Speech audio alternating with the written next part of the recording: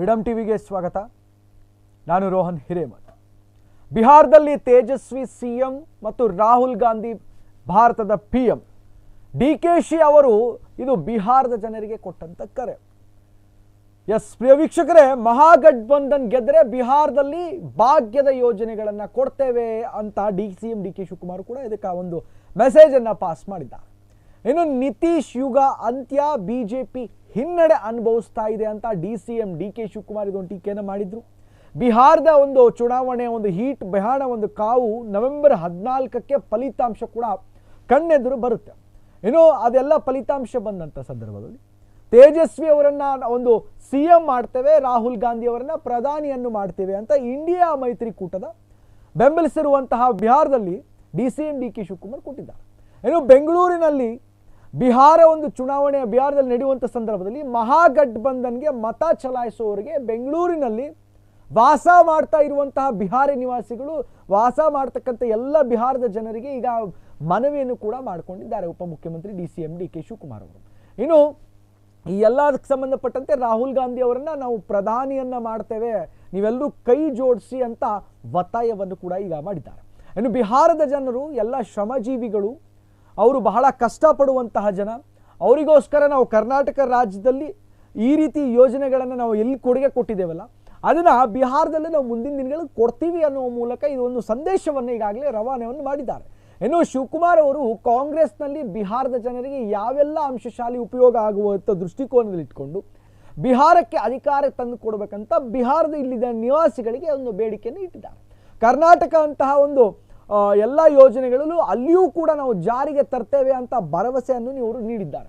ಇನ್ನು ಸಿಎಂ ಬದಲಾವಣೆ ವಿಚಾರ ಹೈಕಮಾಂಡ್ ನಿರ್ಧಾರವೇ ಅಂತಿಮ ಅಂತ ಸಿದ್ದರಾಮಯ್ಯನವರು ಕೂಡ ಹೇಳ್ತಾರೆ.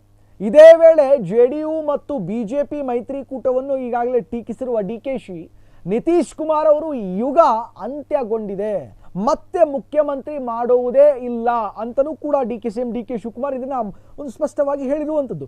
ಬಿಜೆಪಿ ಇದು ಹಿನ್ನಡೆ ಅನುಭವಿಸುತ್ತೆ, ಆದ್ರಿಂದ ತೇಜಸ್ವಿ ಯಾದವ್ರನ್ನ ಅಲ್ಲಿ ರಾಜ್ಯದ ಒಂದು ಮುಖ್ಯಮಂತ್ರಿಯಾಗಿಯನ್ನ ನಾವು ಬೆಂಬಲಿಸ್ತೇವೆ, ಮಾಡ್ತೇವೆ ಅಂತ ಕೂಡ ಈಗ ಒತ್ತಾಯಿಸಿದ್ದ ಅಂತ ಹೇಳಿದ್ದಾರೆ. ಇನ್ನು ಬಿಹಾರದ ಕಾರ್ಮಿಕರು ಬಿಹಾರಕ್ಕೆ ಹೋಗಿ ತಮ್ಮ ಒಂದು ಸಾಂವಿಧಾನಿಕ ಹಕ್ಕನ್ನು ನೀವು ಚಲಾಯಿಸಲು ನೀಡುವಂತೆ ಕೂಡ ಆಯಾ ಸಂಸ್ಥೆಗಳು ಕೂಡ ಒಂದು ರಿಕ್ವೆಸ್ಟ್, ಒಂದು ಮನವಿಯನ್ನು ಕೂಡ ಈಗಾಗಲೇ ತಿಳಿಸಿದ್ದಾರೆ. ಇನ್ನು ಬಿಹಾರದ ವಿಧಾನಸಭಾ ಚುನಾವಣೆ 11 ಮತ್ತು 14 ಒಂದು ಫಲಿತಾಂಶ ಹೊರಬೀಳುತ್ತೆ. ಇನ್ನು ಮಹಾಗಠಬಂಧನ್ ಮುಖ್ಯಮಂತ್ರಿ ಅಭ್ಯರ್ಥಿಯಾಗಿ ಒಂದು ಏನು ತೇಜಸ್ವಿ ಯಾದವ್ ಅವರ ಹೆಸರನ್ನು ಕೂಡ ಈಗಾಗಲೇ ಘೋಷಣೆಯನ್ನು ಮಾಡಿದ್ದಾರೆ. ಇತ್ತ NDA ಮತ್ತು ಮೈತ್ರಿಕೂಟ ಮತ್ತು ಈ ಕಡೆ ತನ್ನ ಎಲ್ಲ ಅಭ್ಯರ್ಥಿಗಳನ್ನು ಆಯ್ಕೆ ಮಾಡಿಲ್ಲ. ಆದರೆ ನರೇಂದ್ರ ಮೋದಿ ಅವರು ಸೇರಿದಂತೆ ಕೆಲವೊಂದು ಮುಖ್ಯಮಂತ್ರಿ ಏನಿದಾರಲ್ಲ ನಿತೀಶ್ ಕುಮಾರ್ ಅವರ ನೇತೃತ್ವದ ಚುನಾವಣೆಯನ್ನು ಎದುರಿಸಬೇಕಾಗುತ್ತೆ ಅಂತಲೂ ಕೂಡ ಈಗಾಗಲೇ ತಿಳಿಸಿದ್ದಾರೆ.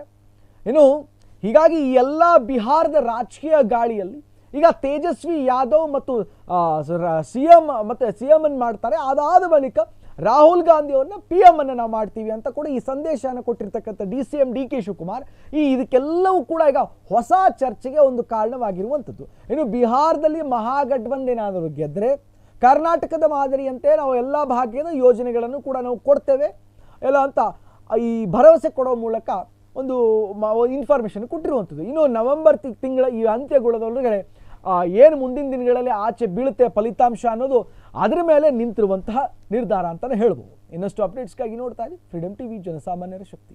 ಕ್ಷಣ ಕ್ಷಣದ ಸುದ್ದಿಗಳಿಗಾಗಿ ಫ್ರೀಡಮ್ ಟಿವಿ ಸಬ್ಸ್ಕ್ರೈಬ್ ಮಾಡಿ, ಲೈಕ್ ಮಾಡಿ ಹಾಗೂ ಫಾಲೋ ಮಾಡಿ.